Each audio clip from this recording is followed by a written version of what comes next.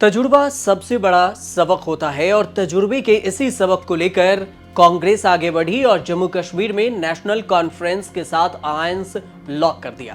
अब फाइनल हो गया है कि 51 सीटों पर नेशनल कॉन्फ्रेंस लड़ेगी और 32 सीटों पर कांग्रेस के उम्मीदवार होंगे। 2 सीटें सीपीएम और पैंथर्स पार्टी के लिए छोड़ी गई है। 5 सीटों पर कांग्रेस और नेशनल कॉन्फ्रेंस एक दूसरे से लड़ेंगे, लेकिन फ्रेंडली फाइट होगी।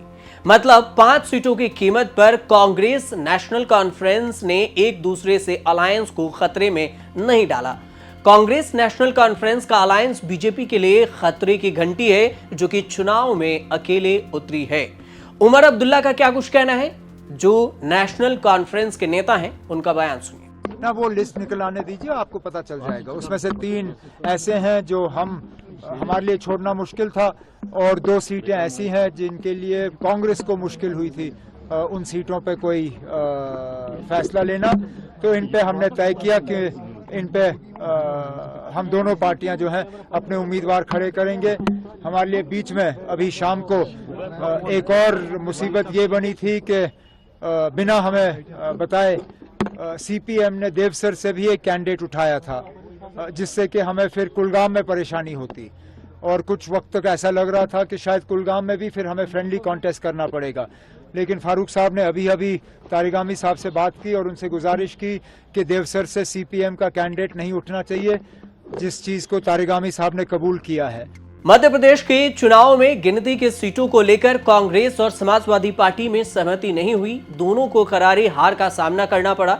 पश्चिम बंगाल के चुनाव में फिर गिनती की सीटों को लेकर कांग्रेस और तृणमूल कांग्रेस यानी टीएमसी अड़ गई और फिर अलायंस टूट गया। कांग्रेस को भारी नुकसान हुआ और तृणमूल कांग्रेस ने बड़ा फायदा ले लिया।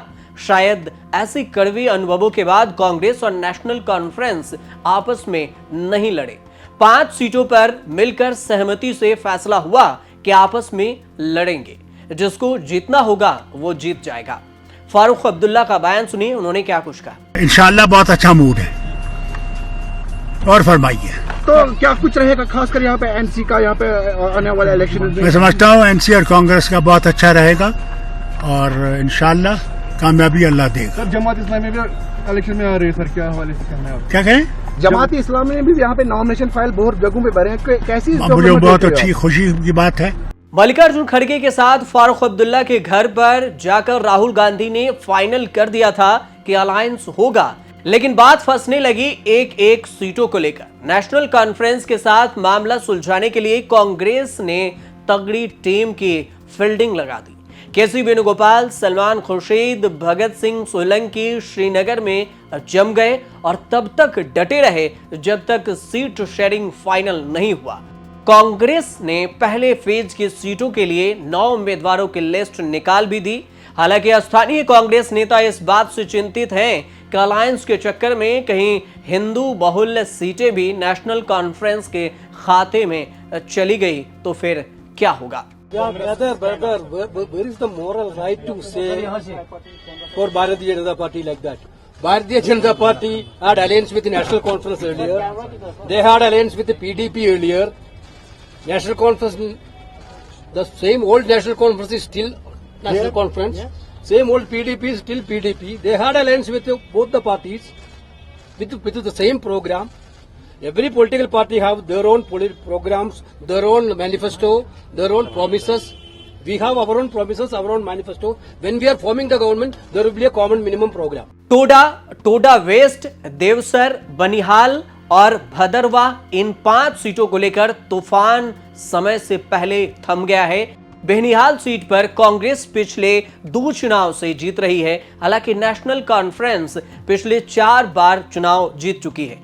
इन सारी सीटों पर कांग्रेस नेशनल कॉन्फ्रेंस से ज्यादा मजबूत रही। फिर भी नेशनल कॉन्फ्रेंस अड़ी तो कांग्रेस ने अड़े रहने दिया और फिर उन्हें छोड़ दिया। भदरवा सीट कांग्रेस 9 बार जीती। गुलाम नबी आजाद भदरवा से चुनाव लड़े थे। डोडा सीट बीजेपी के पास थी। डोडा वेस्ट परिसीमन के बाद बनी सीट है और देवसर सीट 2014 में कांग्रेस ने जीती थी। चुनाव में पहली जीत मानी जाती है अलायंस और उम्मीदवारों की लिस्ट जारी होने से। कांग्रेस और नेशनल कॉन्फ्रेंस ने बाजी मार ली है, लेकिन बीजेपी भारी बवंडर में फंसा हुआ है। 44 सीट के पहले घोषणा कर दी, लिस्ट आते ही हंगामा मचना शुरू हुआ तो बीजेपी ने 44 सीटों वाले लिस्ट को वापस ले लिया और पहले 15 सीटों की नई लिस्ट जारी कर दी। और इस दूसरे लिस्ट में भी अब नई निकाली, दूसरे लिस्ट में 15 उम्मीदवारों के नाम। समर्पित कार्यकर्ताओं को का अनदेखी, बाहर से थामे रहना, उम्मीदवारों को लेकर बीजेपी में तूफान मचा है।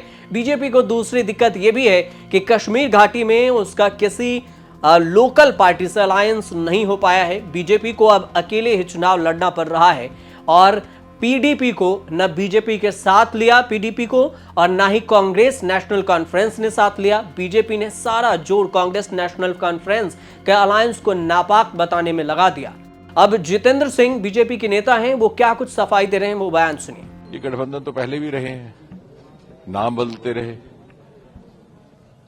लेकिन उसके बावजूद भी भारतीय जनता पार्टी को यहां से जीत हासिल हुई है, तो इससे हमें कोई फर्क नहीं पड़ता। सर 10 साल के बाद असेंबली इलेक्शन हो रहे हैं, तो बीजेपी का क्या मैनिफेस्टो रहेगा नए जम्मू कश्मीर में? नहीं, वो तो आपने हमारा मैनिफेस्टो पढ़ लिया। हमारा मैनिफेस्टो राष्ट्रवाद पर आधारित है, विकास पर आधारित है। नेशनल कॉन्फ्रेंस का मैनिफेस्टो सर, नेशनल कॉन्फ्रेंस और कांग्रेस कर रही है, उसमें आप क्या कहना चाहेंगे? क्या वो वापसी ये सवाल आपको बेहतर है कि कांग्रेस पार्टी से पूछा जाए, क्योंकि दोनों के मैनिफेस्टो में कॉन्ट्रडिक्शन है।